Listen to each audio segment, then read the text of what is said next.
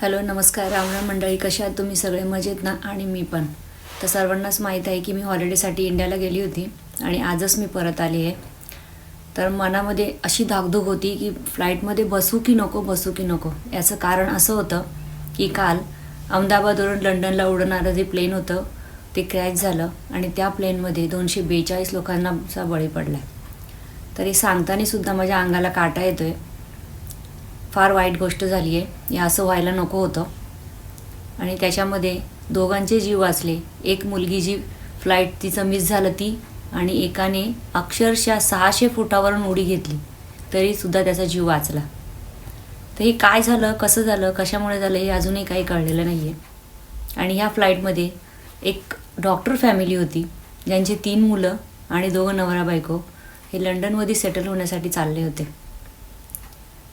तर सांगू शकत नाही की बोलू पण शकत नाही, असं मला आता होतं आहे. पण फार वाईट झालं. हे असं व्हायला नको होतं. कारण फ्लाईटमध्ये जो माणूस प्रवास करतो त्याला माहीत असतं की हे नक्की त्यावेळेस आपल्या मनामध्ये काय धाकधूक चालू असते. आणि ते मी अनुभवते प्रत्येक वर्षी. मला खरंच खूप भीती वाटते, पण तरीसुद्धा आपल्याला जावं लागतं म्हणून आपण प्रवास करतो. तर आज जे बघताय टी व्हीवर दाखवत आहे सगळीकडे तीच न्यूज चालू आहे.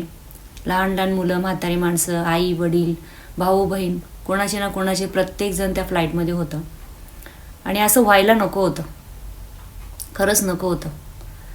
तर मला खरंच खूप भीती वाटते. मी आज सकाळीच लँड झाली आहे, पण जोपर्यंत मी उतरत नव्हती तोपर्यंत माझ्या मनात सारखी धाकधूक चालू होती आणि मला खरंच खूप भीती वाटत होती. मी आता काहीच बोलू शकत नाही आहे. माझा व्हिडिओ मी इथेच संपवते. धन्यवाद.